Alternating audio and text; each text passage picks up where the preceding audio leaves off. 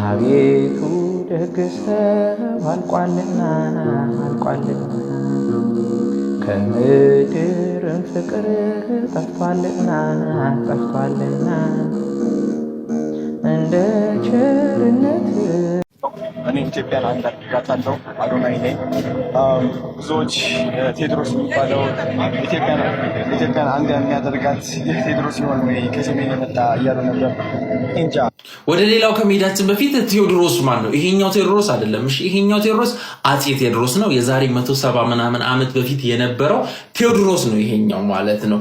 አሁን የምናወራው የዛሬ 600 ዓመት ስለተተነበየለት ይመጣል፣ ሰላምን፣ ሀብትን፣ ብልጽግናን ያመጣል የተባለው ቴዎድሮስን ነው ማወራችሁ። እሺ፣ አዶናይ ስላወራው ቴዎድሮስ። ይሄኛው ቴዎድሮስ ያኛው ቴዎድሮስን ነኝ አለ። ራሱን እኔ ነኝ ብሎ መጣ እንጂ እሱ ራሱ ቴዎድሮስ አይደለም የተተነበየው ማለት ነው። ትንቢቱን አያሟላምላችሁ ፈልጌ ነው።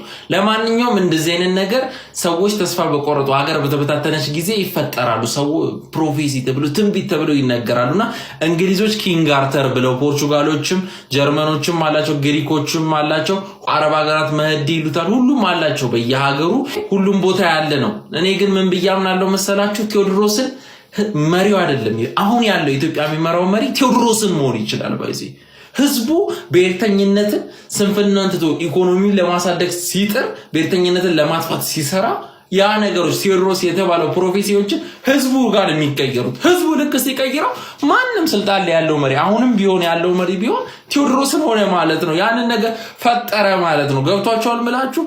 አሁን እንግሊዞች ኪንግ አርተር የሚባለው እንደዚህ ያድነናል፣ በተበታተንን ጊዜ ይደርስልናል ይሉት ነበር። ገብቷቸዋል? ኢኮኖሚያችንን ያሳድግ በቃ ይመጣልናል ብለው ይመኙ ነበር ድሮ።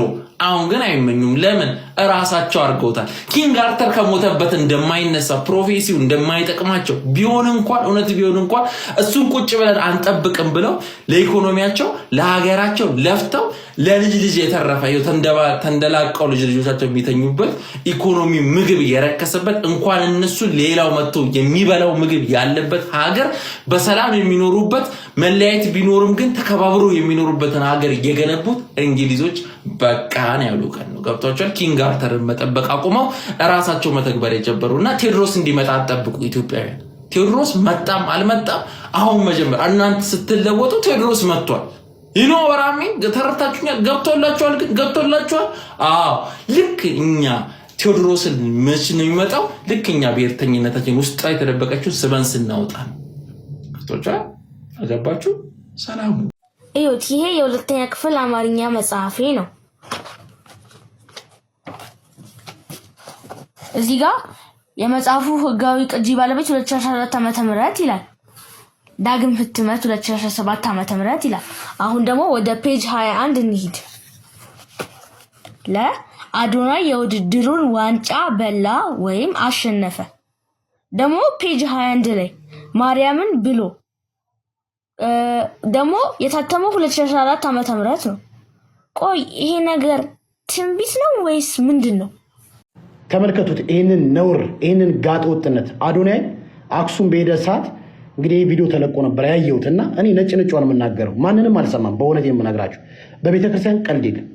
አሁን የምናገረው አዶናይን አይደለም። እዚህ ተሰብስባችሁ እጅግ በርካቶች የሚመኙበት የተቀደሰ ስፍራ አክሱም ጽዮን ቤተ መቅደስ ውስጥ እዚህ መልኩ ጋጥ ወጥነታችሁ፣ ነውርነታችሁ ሲገለጥ በጣም ነው ያስጠላኝ። ቤተክርስቲያን መከበር አለበት። እዚህ ቦታ ላይ መክበር ያለበት ክርስቶስ ብቻ ነው። አንድ ሰው ነስር እየነሰረ እንኳን ቤተክርስቲያን አይገባም። ለምን እንደሆነ ታውቃላችሁ? አንድ ደም ያለው እሱም የክርስቶስ ደም ብቻ ስለሆነ እዚህ ቤተክርስቲያን ውስጥ መክበር ያለበት ማለት ነው ክርስቶስ ብቻ ነው። ስለዚህ ልጁ ወጥቶ ፎቶ ብትነሱ ምን ችግር አለ? ውጭ ላይ በዚህ ልክ ቤተክርስቶስ ቅዱስ ሥጋና ክቡር ደሙን የምንቀበልበት ክርስቶስን የምናመሰግንበት ክርስቶስን የምናከብርበት ቤተ መቅደስ ላይ በዚህ መልኩ ጋጠ ወጥነታችሁን ሳይ በጣም ድድብናችሁን ሳይ በጣም ነው ያዘንኩት። ልጁን አታሳፍሩት፣ ልጁን አታስወቅሱት። በዚህ ምክንያት ከምሬ የምላችሁ ልጁ የዋ ነው ብያለሁ። በቃ ወጥቶ ውጭ ላይ ፎቶ መነሳት ትችላላችሁ። ቤተክርስቲያን ግን የተቀደሰ ስፍራ ነው፣ የተባረከ ስፍራ ነው። ልናከብረው ይገባል። መከበር ያለበት መክበርም ያለበት ክርስቶስ ብቻ ነው። በዚህ መልኩ ጋጠ ወጥነታችሁ በጣም በዛና ሊነገራችሁ ይገባል። እረ ለቤተ መቅደሱ ክብር ይኖራችሁ። አይ ጊዜ ስንቱን ነው ግን የሚያሳየን እንዴ? ምን አለበት? ይሄ እኮ ቤተ መቅደስ ነው። እሱ ላያቅ ይችላል ምናምን። ከሌላ አገር ነው የመጣው። ስለዚህ አንድም እዛ ጋር የሚያውቅ እንትን ይጥቃ እንዴ? ሀይ ሀበሻ እንዴ! ለሃይማኖታችሁ ክብር ስጡ። ውስጥ ይህን ያህል ጫጫታ ቤተ መቅደስ ውስጥ ይሄ ነገር ተገቢ ነው እንዴ? ምን አለበት ውጭ እስኪወጣ ብትጠብቁ? ኧረ ወዴት እየሄድን ነው? የምናረገውን ነገር ሁሉ እየረሳን ነው። የቆምንበት ያለነውን ነገር ሁሉ እየረሳን ነው እንዴ ጭራሽ። ይሄ ነው እንግዲህ የሰግጡ ፈምሱ ደድቡ መጨረሻ። የት እንዳላችሁ ግን አውቃችኋል? ቤተ መቅደስ ውስጥ እኮ ናችሁ። አዶናይ ይህንን ነገር ኃላፊነት ወስደ ተረጋጉ፣ ስንወጣ ይደርሳል፣ ውጪ አብረን እንነሳለን ማለት ትችል ነበረ። ኦኬ እሺ፣ እሱ አላወቀም፣ አንድ ሰው ነው እንተው። ከዛ ሁሉ ሰው አንድ ሰው እንዴት ይጠፋል? ኧረ ሕዝብ የተረጋጉ፣ ስርዓታችሁን ያዙ፣ ቤተ መቅደስ ውስጥ እኮ ናችሁ ብሎ አንድ የሚቆጣ ሰው እንዴት ይጠፋል? ከዛ ሁሉ ሰው መሃል ብዙ አባት አለ፣ ብዙ ወጣት አለ፣ ብዙ የተማረ አለ፣ ብዙ ያነበበ አለ። እንዴት አንድ ሰው እንኳን ተረጋጉ እንጂ የት እንዳላችሁ እወቁ፣ ስትወጡ ይደርሳል ብሎ እንዴት አይናገርም? አንድ ሰው ክርስቶስ አክት ያደረገበት አንድ ቦታ ብቻ ነው የምታገኙት መጽሐፍ ቅዱስ ላይ። እሱም ቤተ መቅደስ ውስጥ ሲገበያዩ ሲነግዱና የተለያዩ ነገሮችን ሲያደርጉ የተመለከተበት ቦታ። ከዛ ምን አደረገ? ዕቃቸውን የሚሸጡትን ነገር እያፈራረሰባቸው እየበተነባቸው ቤቴ የጸሎት ቤት ትባላለች አላቸው። እንዲሁም መጽሐፍ ቅዱስ ሲናገር ምንድን ነው የሚለው? የቤት ቅናት በላኝ ይላል። በነገራችን ላይ እኔ በአዶናይ አልቀናም፣ በቤተ ክርስቲያን ግን እቀናለሁ። ቤተ ክርስቲያን ውስጥ የሚደረገው እያንዳንዱ ስህተት፣ እያንዳንዱ ጥፋት በጣም ነው የቤቱ ቅናት የሚበላኝ የሚከነከነኝ፣ እንድናገር የሚገፋፋኝ። ልጁን ውደዱት፣ ከፈለጋችሁ ማምለክ ትችላላችሁ፣ ነገር ግን ከቤተ ክርስቲያን ውጪ። ለአሁኑ የሆነው ሆኗል፣ ያለፈው አልፏል። ለወደፊቱ ግን በነገራችን ላይ አዶናይ ብቻ አይደለም፣ መምህራን ሁኑ፣ ሰባኪያን ሁኑ፣ ዘማሪያን ሁኑ፣ መንፈሳዊ ቲክቶክ ላይ የምትሰሩ ሰዎችም ሁኑ፣ ቤተ ክርስቲያን ውስጥ ስርዓታችሁን ያዙ። አንደኛ ሰዎች እንደዚህ ወደ እናንተ ሮጠው እንደዚህ አይነት ነገር ሊያደርጉ ሲሞክሩ ተረጋጉ፣ ይደርሳል። አሁን ያለነው የተከበረ ቦታ ነው፣ ቤተ መቅደስ ነው ብላችሁ ከልክሏቸው። ሁሉን ነገር በስርዓቱ በልኩ ከቤተ ክርስቲያን ውጭ ያድርጉት። ቤቱ የጸሎት ቤት እንጂ ምድራዊ ነገር የምታራምዱበት ቤት አይደለም። አስተዋለው እንደ ሰን ጌታን ተቀበሉ ስትል አዶናይ ደግሞ እኔ ሁሌም ማርያምን ለመጥራት አላፍርም ማርያም ማርያም ብሏል። የማስተዋልና የአሸናፊው አዶናይ ንግግር እንዴት ተመለከታችሁት? እስኪ እናንተ ደግሞ ሀሳባችሁን ኮመንት ላይ ጻፉልን። ቲክቶክ ክሬቲቭ አዋርድ 2025 በደማቅ ሁኔታ እየተከናወነ ነው። መልካም ቆይታ። እንዳል ከህንጾ መደደብ ከመሆን እግዚአብሔር ይሰውራል። ማስተዋል የጠራችው ኢየሱስ ይመጣል፣ አዶናይ ጠራት፣ ማርያም ግን አትመጣም ይላል መጽሐፋችን ሲናገር አይደለም ማርያም መላእክቱም እንደሚመጡ ማርቆስ 8 ላይ ያስቀምጣል። እንደዚሁም ደግሞ ማርያም ራሷ አውራው እንደምትመጣ መጽሐፋችን ይናገር። አንደኛ ተሰሎንቄ 3:12 ጌታችን ኢየሱስ ክርስቶስ ከቅዱሳን ሁሉ ጋር ይመጣል እንዳልካቸውና መሰሎቹ የድንግል ማርያምን ቅድስናና ንጽሕና ይካዱ ናቸው፣ ስለዚህ አትመጣም ብሎ ያምናል። እግዚአብሔር ከነዚህ ድንቁርና ይሰውራቸው። ያው ኢየሱስም መጣ ማርያም መጣ ዛሬም ቢሆን አጀንዳዬ አርሲ ናት። በአርሲ በግፍ ለሚጨፈጨፍ ኦርቶዶክሲያን ዝም ማለት ነገሩ ለምንድን ነው ጦርነት ያስነሳው? አዋርዱ በሰላም የተከናወነ ነበር አይደል? ለምንድን ነው ትርምስ የተነሳው? ኢየሱስ አለቻ፣ ስሙን ጠራቻ፣ ብቸኛ አዳኝ የሆነውን ስም ጠራች፣ ምድር ተቆሳቆሸ። ባይዘዌን ኦርቶዶክስ ያለ ጥላቻ ነው እንጂ እንደዚህ የሚያደርገው የኢየሱስ ስም አሳምሮ የጠራው እንዲያው ወንድማችን ብሩኬ ነው። ሰማይና ምድር የፈጠረ ልዑል እግዚአብሔር የቀራንዮ ንጉሥ የድንግል ማርያም ልጅ ክብሩን ይውሰድ። ምንም ማድረግ አይቻልም። ከማስተዋል ወንደሰን በፊት የኢየሱስ ክርስቶስ ስም አሳምሮ የጠራው የቀራንዮ ንጉሥ ያለው ወንድማችን ብሩኬ ነው። የቀራንዮ ንጉሥ ብሎ ሲያከብረው ምንም ያልተናገራችሁ ማስተዋል ከኋላ መጣ ኢየሱስ ስትል በቃ ጴንጤዎች ሞቃችሁ።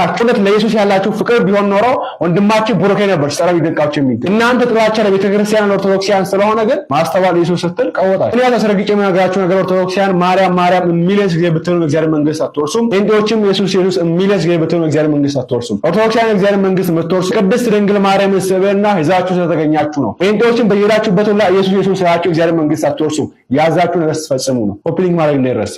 አንዳንድ ሰዎች ብዙ ቦታ የለችም ድንግል ማርያም ቤተልሔም ላይ አለች፣ ከዛ ቀራንዮ አለች፣ ሌላ ቦታ የለችም። ድሮ የት ልትኖር ልትፈልጋለህ? ከነዚህ ከሁለት ቦታ እስቲ የበለጠ ቦታ ካለ ንገረኝና ላሳይ።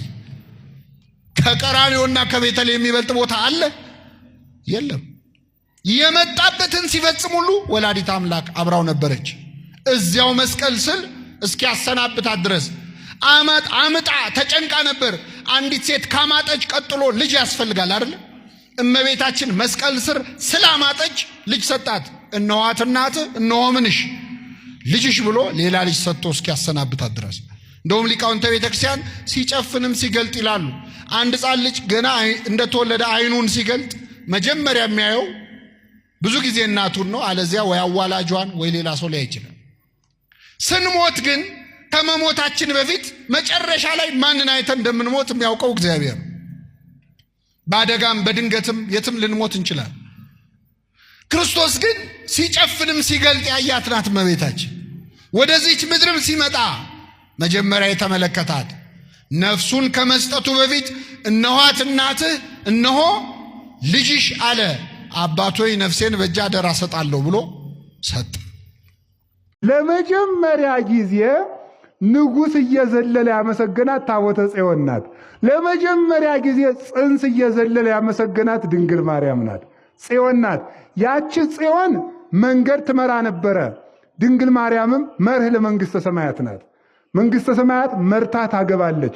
ክርስቶስም ለዚህ ነው በዕለተ ዓርብ ተሰቅሎ ወደ አባቱ ሊያርግ ሲል እናት እሷ ሁላችሁ ዮሐንስ 19 ቁጥር 26 ላይ እነሆ እናታችሁ ያለ እናቴ ትምራችሁና ወደ እኔ ኑ ማለቱ ነው። ታቦተ ጽዮን እየመራቻቸው ከነዓን እንደገቡ ድንግል ማርያም እየመራችን መንግሥተ ሰማያት እንገባለን።